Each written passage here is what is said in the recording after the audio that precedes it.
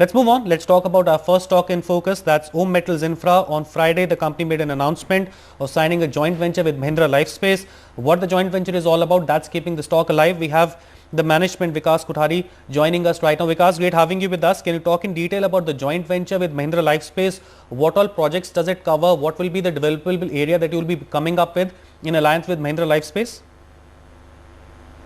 We had this 10-acre land parcel in Kukatpalli in Hyderabad, which we bought a few years ago, and we, as our policy of real estate development in a joint venture, signed a joint venture agreement with Mahindra Lifespaces.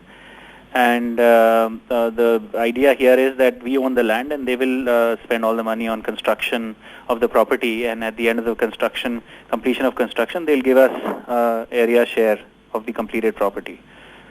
So our share in this property will be about 20% of the total area that they are going to be constructing.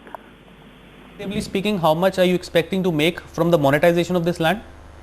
Our share in the SPV that we created for this will be roughly around 75 to 80 crores, of which our share as Om Metals, the listed entity, will be about 30 to 35 crores in the next 2 years.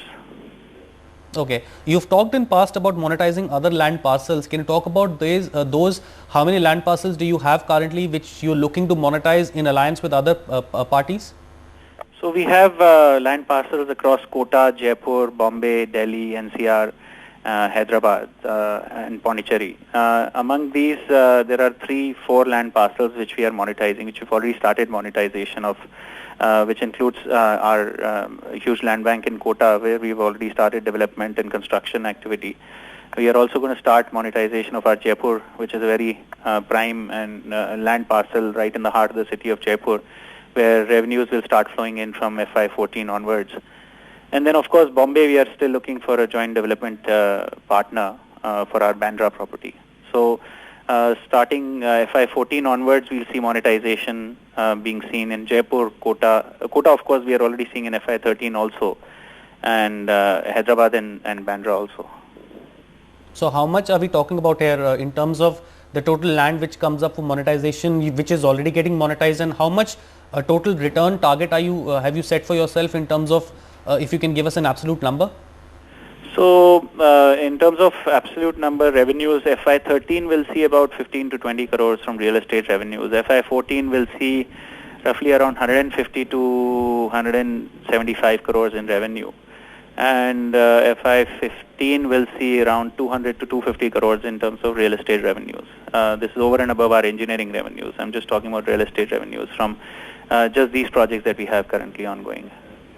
The talk about a tie-up for the Bandra project has been on for a while. What's limiting the joint venture agreement? Is it because of valuation, or are there other factors here?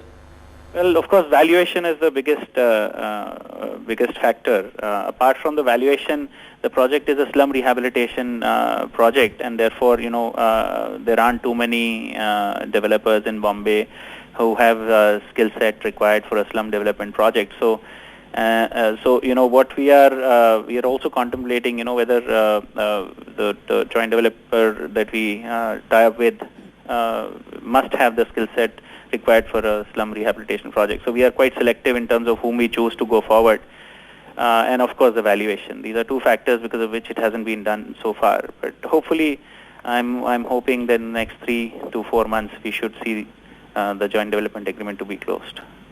Okay, all right, Vikas. We leave it at that. Thank you so much. All the very best. Let's move on. Let's talk about